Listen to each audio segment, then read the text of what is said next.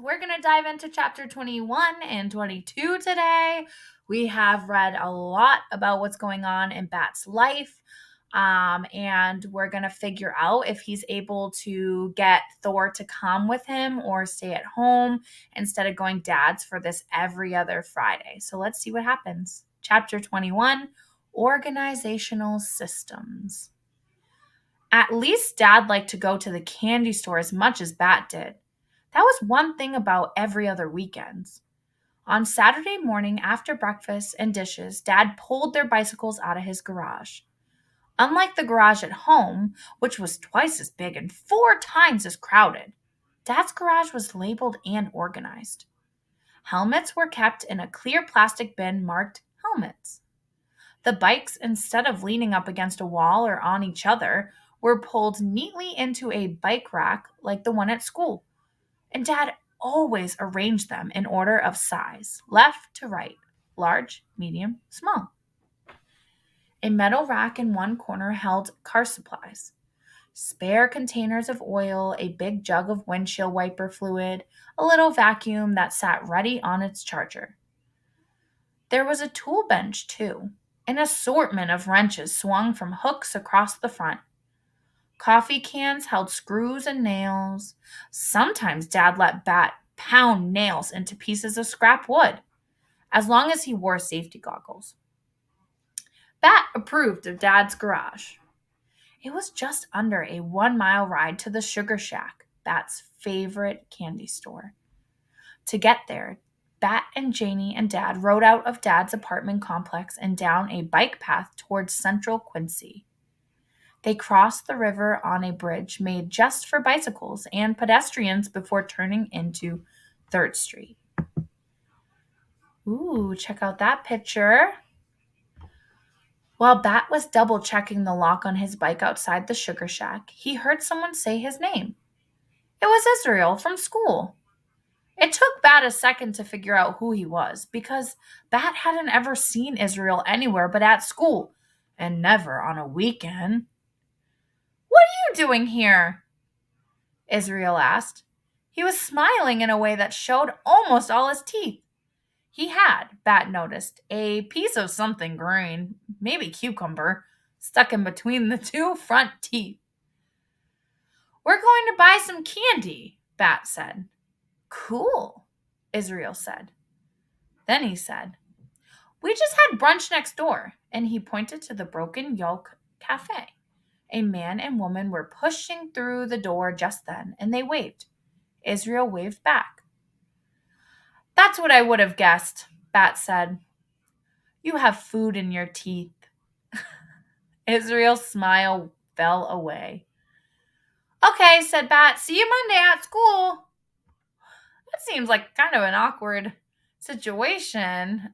I think Bat's working on being able to think about what he says before he says it, because if you were Israel and someone said you have food in your teeth instead of, "Oh, it's so good to see you," I'm not quite sure if that were me, how I'd feel. I might be a little like, "Well, geez, thanks, I guess. Good to see you too." We're working on it. "Hey," said Israel, "wait." Bat waited. "I was wondering about the skunk. Do you still have him?" "Of course I do," said Bat. Then, "Well, not right now, because I had to spend the weekend with my dad." "Oh," said Israel. "I didn't know your parents were divorced." Bat didn't say anything to that, because it wasn't a question. Still, Israel stood there on the sidewalk like he was waiting for Bat to say something. The grown-ups who had waved at Israel walked over and stood behind him, and now it felt like all 3 of them were waiting for Bat to say something or to do something. "Well, goodbye," Bat said, and he walked away. "Hey, Sport, is that a friend from school?" Dad's face looked just about as excited as it looked when he was watching baseball. "Bat doesn't have friends," Janie said, but not in a mean voice, just a matter-of-fact voice. "I'm sure that's not true," Dad said. "It's not true," Bat answered. "Lawrence is my friend, and Mr. Grayson." "Oh," Bat, grown-ups don't count, Janie said. Then she pulled open the door to the candy store and held it for Bat to pass inside. The Sugar Shack was an exceptional candy store. It had bins full of M&Ms separated into colors. So if you wanted exactly 11 greens and 11 blues, but no yellows, reds, or oranges, as Bat did, you could get exactly that. Along the back wall were all the gummies: gummy bears, gummy worms, gummy sharks, gummy hippos, gummy rhinos, gummy jellyfish, gummy dinosaurs, gummy frogs, gummy sea stars, gummy zebras, gummy camels, gummy parrots, gummy crabs. Bat didn't like gummy candy, but he always got one gummy sea star anyway. He liked the way they felt in his hand. Big barrels full of hard candies formed the aisles. Jawbreakers and gumballs and candy necklaces and rock candy and ring pops. Just inside the door was a case of jelly beans arranged in a rainbow of colors. Near the counter stood a candy bar display with all the ordinary stuff, but harder to find candy bars too, like violet crumble bars and Zagnut bars. You sure inherited my sweet tooth, Dad said, loading up his own plastic bag with jelly beans. Actually, Bat said, teeth have nothing to do with it. People taste with their tongues and their noses. Do you stick that gummy bear up your nose to taste it? Janie asked. Her bag was full of mishmash of candies that didn't make any sense to Bat. It's a gummy sea star, Bat said, and no. The way something smells is part of how you taste it. Well, I guess that's why people don't eat skunk meat, Janie said. P.U. She wrinkled up her nose and stuck out her tongue. Thor doesn't stink, Bat said. He doesn't even spray yet. But he will, Janie said. I hope not until after we give him to the rescue. Maybe we'll keep him, whispered Bat. Sport, your mom can't adopt every stray animal that comes into her clinic, Dad said. She'd have a zoo if she did. We won't adopt all of them, Bat said. Just this one. Mom said we're only going to keep him for a couple more weeks, Janie told Dad. But Bat is going to get too attached. Bat started bouncing on the balls of his feet. He clutched his plastic candy bag in his fist.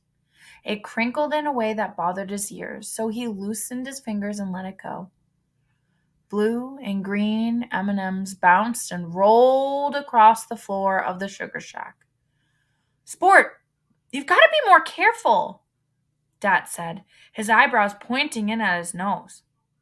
Bat felt tears welling up in his eyes. He swiped at his face with the arm of his shirt and turned toward the door. Under the sole of his shoe, he felt the crunch squish of a flattened M&M. Okay, that's chapter 21. We are going to get started with chapter 22. If you need to pause for a second, you can. Otherwise, I'm going to keep reading. So chapter 22, baseball and braiding. Before bed on Sunday night, Janie always took a shower and washed her hair. Lately, she'd been weaving it into 6 braids while it was still damp so that she could have wavy hair in the morning. Janie's hair was usually stick straight, like Dad's and Bat's, though hers was a dark, dark brown instead of black. When she came out of the bedroom in her pajamas carrying a wide tooth comb and 6 hair ties, Bat asked, Can I braid it? I can do it myself, Janie said. Let him try, Dad said from the couch, where he sat watching baseball on TV. He had an orange and black baseball cap on his head because tonight he was rooting for the Orioles. He had a collection of caps for all the teams he liked, and whenever one of his teams was playing, he'd select the right baseball cap from the top shelf in his closet and wear it for the whole game. Dad said he didn't believe in luck, but it sort of seemed like he did. Okay, said Janie. But if you mess up the braids, I'm going to redo them. She sat cross-legged on the floor facing the TV. Bat sat behind her on the couch next to Dad. Janie handed him the comb. Bat started combing at the bottom the way Janie had taught him, so he wouldn't pull her hair. He worked out all the little tangles with the teeth of the comb as he made his way up toward the top of her head. Soon, he could pull the comb straight through her hair, from the very top to the ends, without snaggling at all. Then he divided her hair into 6 sections, 2 in the front, 2 in the middle, and 2 in the back. The back 2 sections looked a little thicker than the others, but Bat didn't think Janie would notice. He picked up the front left section of hair and started braiding. Go, go, go! Dad yelled at the TV. One of the baseball players had made a good hit and was running as fast as he could around the bases. I think baseball is the most boring game you watch, Janie said. Even more boring than football. That's because you won't let me explain it to you, Dad said, adjusting his cap. If you understand the game, it's fascinating. Bat reached the bottom of the first section of hair and wound a pink elastic band around its end. The braid wasn't perfectly neat and straight like the braids Janie did, but it wasn't bad.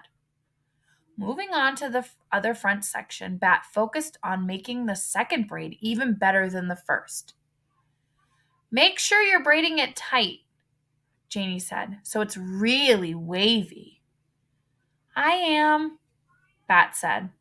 Bat loved braiding Janie's hair. Oops-a-daisy. Even though he wasn't usually very good at hand things. He liked the feeling of the damp, heavy hair. He liked the organizing it into a series of smaller, neatly contained braids. He liked feeling close to Janie, like this, by helping her and touching her, without having to have a big conversation that might turn into a fight. Getting along with people was hard for Bat. Figuring out what they meant when they said something or when they made certain faces at him, people were complicated, but braiding was easy. There. He'd finished the second braid and wrapped the end of this one in a dark green elastic. Janie reached up and touched the braid, then pulled it in front of her face so she could see it. Not bad, she said. Yes!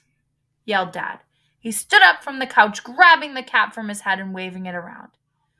It wasn't the same as being home. Mom wasn't there. Thor wasn't there.